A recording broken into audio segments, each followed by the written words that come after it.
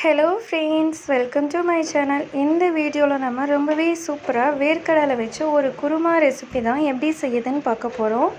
இந்த ரெசிபி இட்லி, தோசை, பூரி எல்லாத்துக்குமே ரொம்ப சூப்பரான காம்பினேஷனாக இருக்கும். வாங்க வீடியோக்குள்ளே போகலாம். ஃபர்ஸ்ட் இந்த ரெசிபி செய்கிறதுக்கு மிக்ஸி ஜாரில் 2 பெரிய தக்காளியை கட் பண்ணிவிட்டு சேர்த்துக்கோங்க.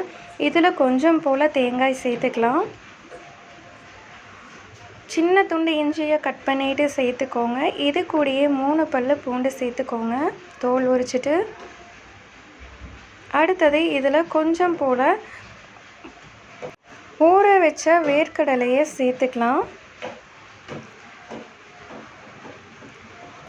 1/4 கப் அளவுக்கு பொட்டுக்கடலை சேர்த்துக்கோங்க. நம்ம ஊற வச்சுருக்கிற வேர்க்கடலையில் ஒரு கைப்பிடி அளவுக்கு சேர்த்துருக்கேன். எல்லாத்தையும் ஸ்மூத்தாக அரைச்சி எடுத்துக்கலாம். அடுத்தது ஸ்டவ் ஆன் பண்ணி குக்கரில் 4 ஸ்பூன் அளவுக்கு எண்ணெய் சேர்த்துக்கோங்க. இது கூட ஹோல் ஸ்பைசஸ் எல்லாத்தையுமே ஆட் பண்ணிக்கலாம்.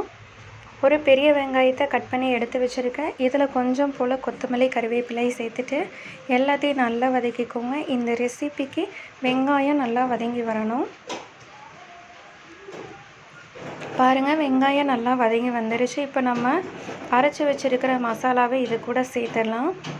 உங்களோட கன்சிஸ்டன்சிக்கு தகுந்த மாதிரி தண்ணியை கூடி குறைச்சி சேர்த்துக்கோங்க. இதில் காரத்துக்கேற்ப வரமிளகாய் தூள், மஞ்சள் தூள், கரம் மசாலா சேர்த்துருக்கேன். தேவையான அளவு உப்பு சேர்த்துட்டு எல்லாத்தையும் நல்லா மிக்ஸ் பண்ணிக்கோங்க.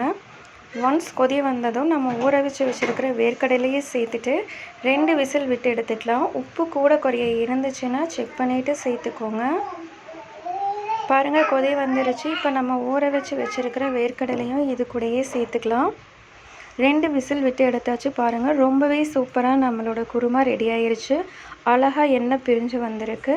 இதே மாதிரியே நீங்களும் ட்ரை பண்ணி பாருங்கள். டேஸ்ட் ரொம்ப சூப்பராக இருக்கும். சப்பாத்தி, தோசை, பூரி எல்லாத்துக்குமே பக்காவான காம்பினேஷனாக இருக்கும். ட்ரை பண்ணி பாருங்கள்.